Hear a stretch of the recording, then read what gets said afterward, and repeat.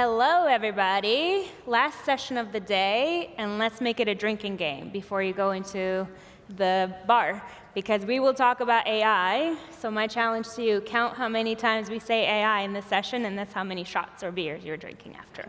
Deal? All right. Thank you for joining us.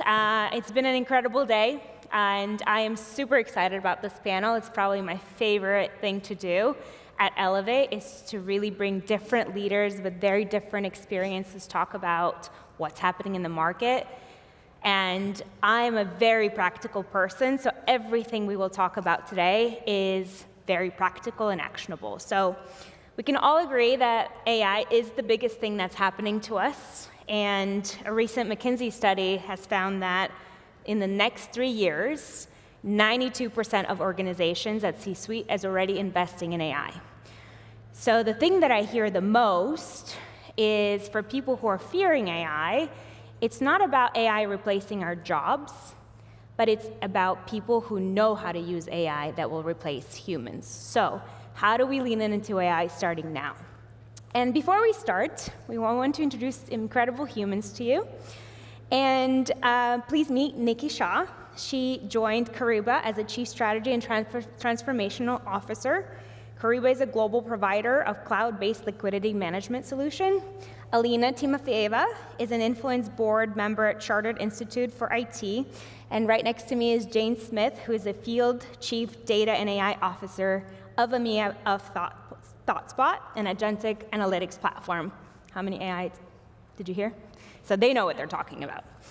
To get everyone to get to know you better, my favorite and people's least favorite thing to do is getting to know the fun fact no one can find about you on LinkedIn. I'll start as you're remembering yours. I am a professional badminton player. I started when I was 12 and competed all through high school and college. So that's my favorite way to compete and get very competitive. But let's go over to Nikki. What's your fun fact no one can find about you on LinkedIn? Probably less impressive than you, but I really enjoy baking, cooking, food, and so that's kind of my secondary passion outside of work, and harbor dreams of one day going on MasterChef. What's your favorite dish to make? What's the signature? Honestly, too many. I don't have a signature. I rarely make the same thing more than 2 or 3 times. So. Sounds good. Alina, what's yours? Hello, everyone. It's great to meet you today. So I'm actually writing a book. It's called The Blue Rose in the Desert, but it's about AI resilience and human resilience. The reason it's the blue rose in the desert is because, you should always try, you should always experiment, and, even if people do not believe in you, there is an opportunity to grow and to blossom. Amazing. When is the book coming out? Very soon. Okay, let's stay tuned on LinkedIn. And Jane, what's your fun fact? I am a cat lady. I am the cat lady. I have 2 cats, Nacho and Papaya. I don't put it on LinkedIn, but I will die on the hill that cats are awesome. Amazing. All right, let's get right into it in human connection and AI. Alina, you travel the world and speak about AI. What is a common theme you see across the globe when it comes to people, hopes and dreams around AI? Of course. So this year I had an opportunity to speak in more than 15 countries. And something which I see, from the villages of Pakistan to perhaps, London, the deserts of Middle East and beyond, is that people have the hope. They really want AI to be the equalizer. They want AI to serve them as much as possible. And, we see the use cases of the financial inclusion using AI. We see the underdog stories which are transformed using AI. But something which I always want to note is AI will take time to actually make such a transformational change. And whilst we hear quite a lot, from the leaders, from the politicians, I spent a lot of time actually transforming banks and beyond, technically and culturally. And I feel that the key message is 10% is technology of AI, 20% is probably data, but 70% is the transformation, it's the cultural shift. And what we really need to value is the use cases, the customer value. And I feel today we will be, discussing how not to only look at it as a technology, but as the value which it brings. No, that's really, really helpful. I try to kind of think back of what is it similar to? And for me, I think it's when we were looking at on-prem to cloud discussions, and I know in all of your roles you've discussed this with your customers, it was, what about my data? What about security? What about transparency and storage? I feel like this is a very similar questions we're getting, like, what does it mean? How does it impact my business? We know we need to invest in it, but what does it look like? So for me, I think it's very, very similar discovery, though it seems to be accelerating really, really quickly. So Jane, you have built data and AI functions at major companies. How can leaders implement AI at their company today? Like, where should the company start? Yeah, and let me preface it by picking up on your point. You talked about how things are moving so quickly and accelerating. So with that in mind, I would take the same approach. I'm sort of moving away from the big multi-year strategies. I'd start really pragmatically. The first thing I do is look at, what things in this company, if we could do, would really move the needle on how we do business. What that could look like if you're in manufacturing, what could we do that reduces our batch recall, our batch failure by 5%? Might look in pharma, it might look like what could we do that shortens our clinical trials by 5%? If you're insurance, it could look like how do we reduce some claims leakage by 5%? So I'm not being very imaginative with these percentages, but you get what I'm saying. What can we do that can make a difference? Now, you could also take another stance. How can we grow revenue? How can we create IP through AI? But whatever it is, you'll come up with that list of things. So my first thing is get your list of things. Now, once you have your list of things that are going to really move the needle, the next thing you want to do for starting is what's easy to start. Where is our data good? Where do we have good semantic layer discipline? Where do we have good business logic? I was speaking not long ago to a chief data officer of a retail bank, and she had a great use case for generative AI to prepare relationship managers for their client briefings. But, when we looked at the data, it was across about a half a dozen different systems. It was in a CRM, a transaction database, marketing history. The semantic layer wasn't great. The data model had issues, so it wasn't always clear if customer value meant revenue, meant profit, assets under management. So if you have something like that where your data isn't conducive, that would not be a good use case. And then the third thing is, when you're getting started, where do you have your people? Where do you have energy? Where do you have teams of people that are, A, feeling the pain and are going to be receptive to AI solutions, and B, they have the fortitude to maybe reimagine entire workflows? So if I just summarize that, you can get started pretty quickly. What are the things that are going to move the needle? Where is the data good so that you can get onto them pretty quickly? And where do you have people that are being dragged through the glass, feeling the pain, and they're going to be there for it? Amazing. I think it's a very high level establishing your priorities, right? Just understanding, and even if you're going through OKRs, V2MOM, whatever your flavor of establishing priorities for the year is, I think to your point is how do you connect that to your AI investment? What are those priorities can be addressed through AI and starting there, and then of course data. I think it's still the same conversation we've had, when we're talking about dashboards and reports and getting the right data about your revenue or customer experience. It's still keeping it in a platform, making sure your data is accurate. So I think those are really, really important ways to start. But if we scale it back, I think, Nikki, you had an amazing advice of saying if you're an individual that's scared to start leaning into AI, what was your recommendation to get started? Yeah. So I think from an individual perspective, this is what I did a couple of years ago where I said, I don't really think I'm using this enough and I'm not sure how to. It was two things. One was around, honestly, just making it unmissable. It was screen real estate. So half of one of my computer screens was dedicated to initially ChatGPT, then our enterprise-wide tool. And it's just there as a reminder, everything you're doing, or what happens if I try and do it like that. And since then have figured out, we've got a couple of custom-built agents that we use for certain things, et cetera, but it all snowballed from just have it in front of you all of the time.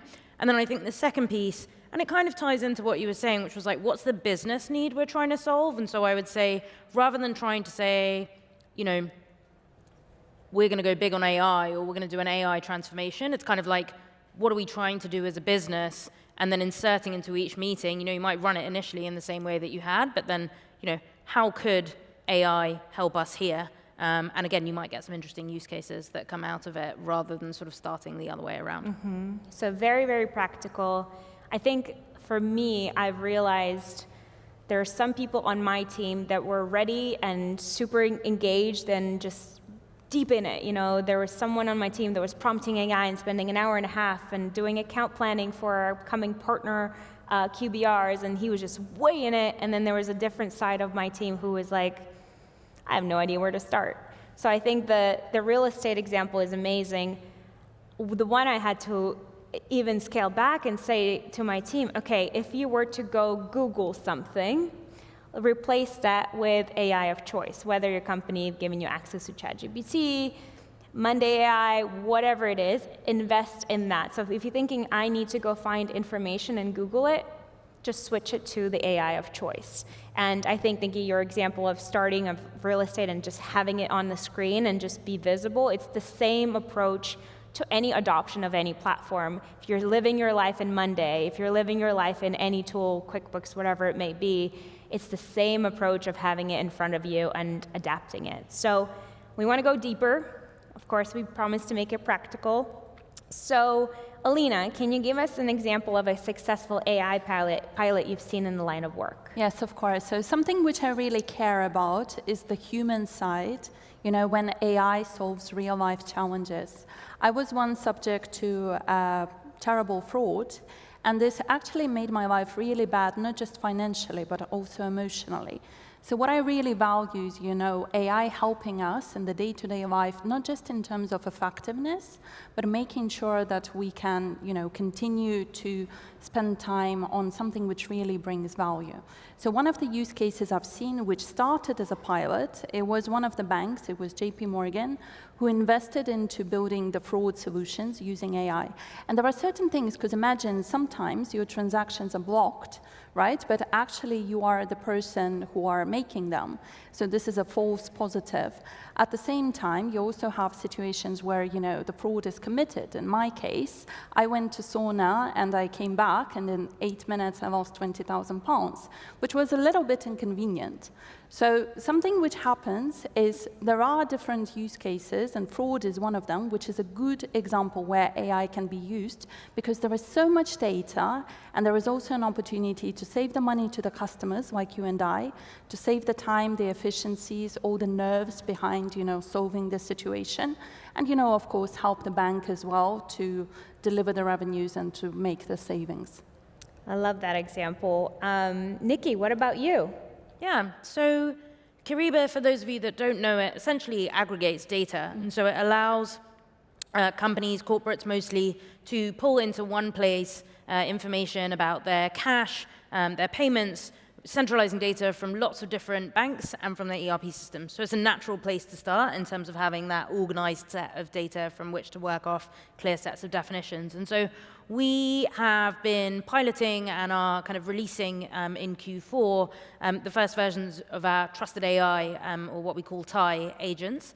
And we've got two. One is a treasury analyst, and so it's performing and able to perform, but also tell you all the steps it took, the tasks of a treasury analyst today. And so it's kind of like your sidekick to help you do analysis that you might have done manually before, things that you do on a daily basis and setting them up and doing that. And the only other one is, more of a classic use case around a help agent that you can use to directly ask questions, and it's got access to all of our repositories. So it's been really interesting to see users engaging with that already up front, and excited, obviously, to see it to go into market. But then it builds also on back to the point of how you start using things more and more and they become part of your routine. We had one of our pilot users who came on and at the end of the day was like, okay, I'm about to log off for the day. Anything else I should do? And the agent actually suggested a couple of, tasks and checks that they hadn't done that day based on, what it knew that they did before. So it's quite interesting to see how people adapt and change and use their use cases over time. I love that. I think the more practical, the better, right? People are just starting, they're exploring, and some people really fear of what the impact means to their job. And I think, we had the pleasure of preparing in the back for this session, and I really loved our discussion around, I think there's a big change happening in the shift that I'd love to talk about with Jane. So we've seen organizations like IBM really lean into AI fully. So if you haven't heard about their use case, they're fully replacing HR with AI agents. So if you need to, for example, you're transitioning an employee from UK to the States, which is fun in today's environment, but you need to fill out the visa and get all that done, and that's typically was done by an HR agent. Now it's fully automated and done by an AI agent. But in case of a very serious HR issue, they still get to prompt the AI agent, and the AI agent connects you to a human. So I think what we were discussing is the change. So if you think about product releases, platform releases, we had a sprint. We then had developers and QA work together on double-checking the sprint and making sure everything's set, and then retro, and then the proper release was taking place. So Jane, we talked about it, but I'd love to hear your opinion. What's changing? Everything. FOMO. So the way I characterize this change, what is so different about this Gen AI era that we're not even stepping into, that we're in, is that shift from a deterministic era to a probabilistic one. And you talked just now about how we would test everything before, and that was great, and that was our framework, our rubric, and it worked really well because in a deterministic era, inputs always equaled outputs every single time. But now, of course, we're in a stochastic era. AI is different. Inputs equal different outputs. There is, we've heard what hallucinations are, we know what those are, but there is always the chance that something, you get an output that wasn't programmed, it wasn't anticipated, it wasn't intended. So we sort of have to have different frameworks for how we test things, how we think about things. You know, for something deterministic, a wing spar on a plane, we would know there would be known stresses, and we would test that piece of equipment for, you know, for everything that we knew would happen. We can't do that with Gen AI. We for sure we can have rigor, we can have safety built in as much as we can.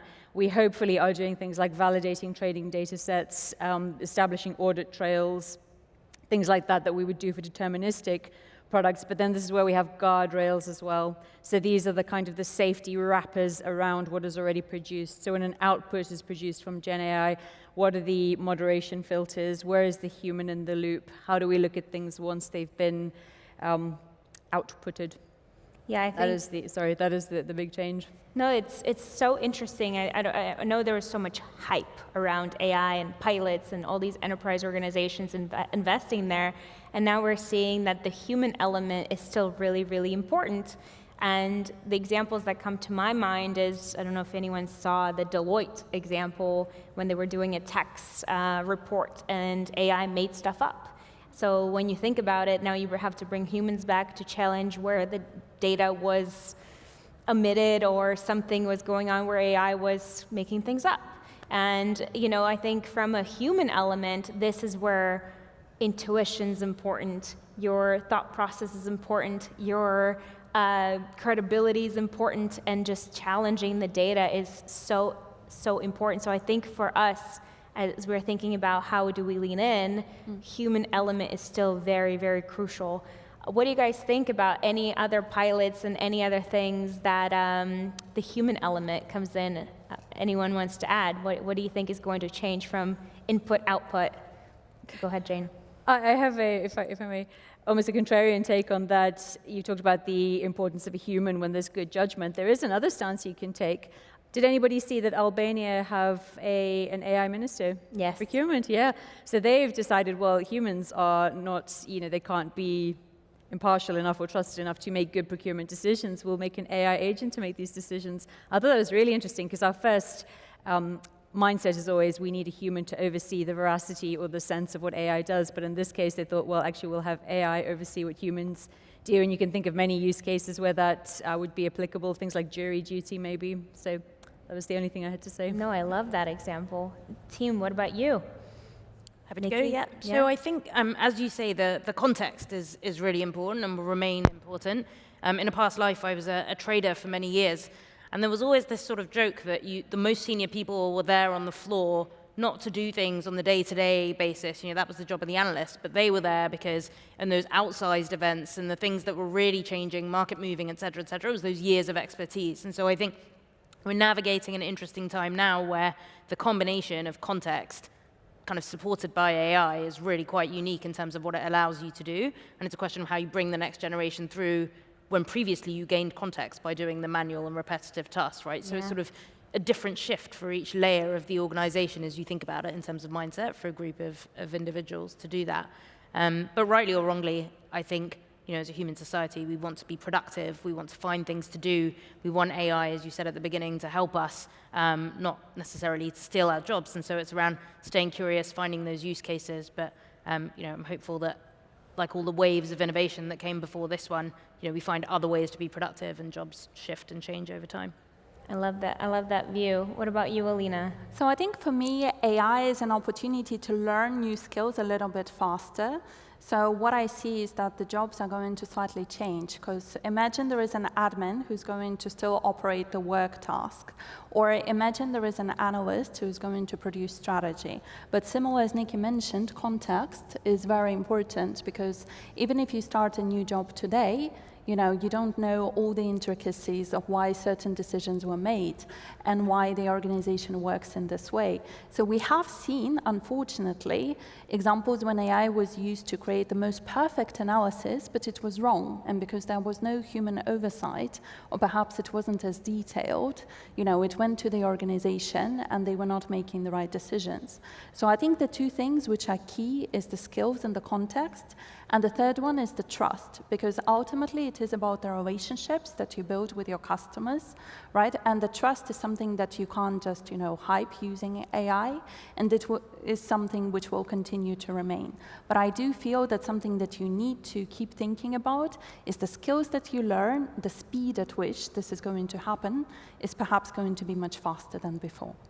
I love the human element. We actually did a very similar panel in New York, and you make me remember one of the points. We had a speaker from LinkedIn who runs a everyday show. It's a podcast on LinkedIn, so if you haven't looked into it, she interviews incredible leaders and their advice about better work every day. And she said she prompted her AI in preparation for the show and the podcast interviews by saying, don't come up with the answer for me, but make me think better to prep. So that was very interesting. She wasn't looking for answers. She wasn't looking for a full script. She wanted AI to help her think more strategically and logically in preparation. So that was also a very human element of how you can leverage. So speaking of humans, and the incredible panelists we have here today, you get exposed to business leaders making decisions about AI, their workforce putting things in place. What do you envision future work and AI will look like in the next 5 years? Maybe in 2 years. I think it's moving so quickly. So let's start with Nikki. What do you think is the future of work going to look like?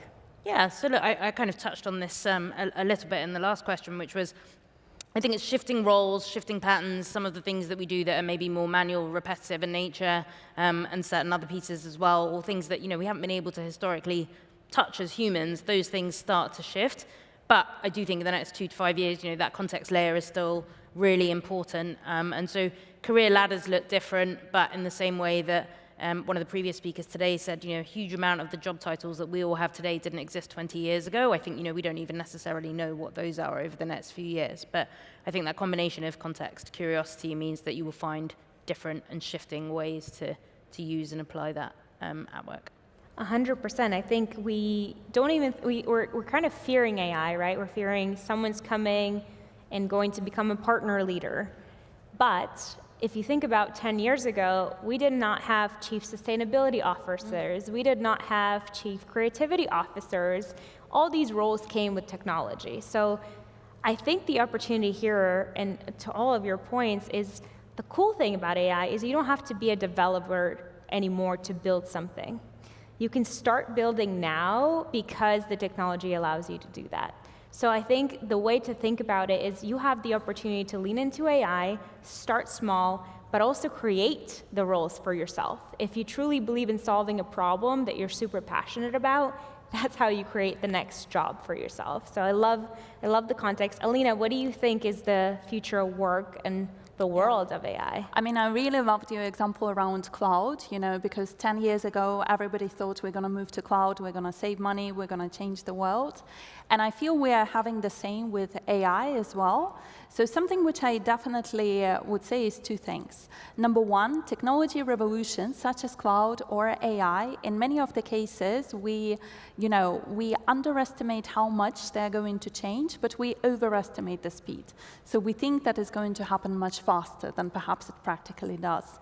But the second one on the workforce, something which I mentioned, AI is not just a technology, so it's not just a data.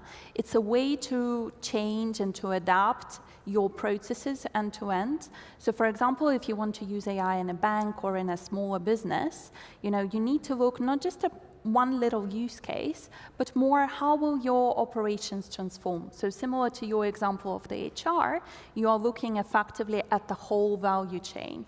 And if you cascade it from HR to the broader bank or to the broader organization, you will definitely see the change of making things more efficient. But I think the one thing we haven't talked about, to your point, is we're talking use cases, but also the shift in we're managing people today. Yes. We're going to manage people and agents in the future. So from that perspective, Jane, what do you think? How do we prepare for that? Very different workforce. And I guess I disagree a little bit with Alina. I think this is coming on us much, much quicker than we maybe acknowledge. Without a doubt, we're moving towards agentic and autonomous. We are moving away from large language models being the thing to them being a component of much bigger agentic and autonomous systems. Even within a year, so much has happened. I think this time last year, Anthropic announced the MCP protocol. So we move away from LLMs to producing output to reaching into other data sources, other tools, other platforms. Hot on their heels, Google announced the A2A. So this is a protocol for agents from different vendors to collaborate, negotiate. And Nanda released their protocol from MIT. This is a system of verification, registration for agents. So and then even ChatGPT have released Atlas. So we're moving very quickly to a world of agents using the web like humans, agents making decisions, agents carrying out tasks. What this means for the workforce, I think it means fluidity. If I think back to about a year ago, there was a new role that we heard about, prompt engineer. I thought, great, okay, cool. So I went and hired some prompt engineers. And then, of course, the technology got so good so quickly, we didn't need prompt engineers. So my poor prompt engineers are sitting there and, thinking that, they became AI product managers. There was a good place to transfer them to. And then now I'm looking and thinking, well, you know what? They can become agentic orchestrator managers. So I think all of our roles will morph over time, we'll lean into things. We're going to have to change because we still hire very rigidly. Our job descriptions are like Python, SQL, PyTorch, they're very da-da-da-da, where in reality we need to start being, I hope you know what I mean by this, more fluid. No, I love that. Any other ideas about managing agents in the future? I don't have an answer for it necessarily, but I think that the big question for many people will be how do you build the trust with an agent? And that shows up for us. Kariba ran a survey with CFOs around some of the biggest barriers or concerns to adopting AI in the finance function, and trust comes front and center at the top of it. And so I think that's an organization level, but if you're managing agents and you come from this kind of background of having managed people all along, how you go about doing that. So I don't have an answer for it, but I think it's kind of fascinating when you think about how trust is built in a human sense. What does that look like when you start to translate it to agents? I think you've seen Monday release a few agents today, so I'd be curious as you test this, how you manage them along with your people. So next time you're on the panel, telling us the feedback on managing people in AI. But let's summarize it. Again, I like to be very practical. If you fear AI, number one thing is lean into it. No matter how small, make it a real estate on your screen, replace Google search with ChatGPT, AI of choice. Start looking at what are you passionate about, what is something you're trying to solve, whether within your team or organization, and can you lean in and build a use case with AI to get started?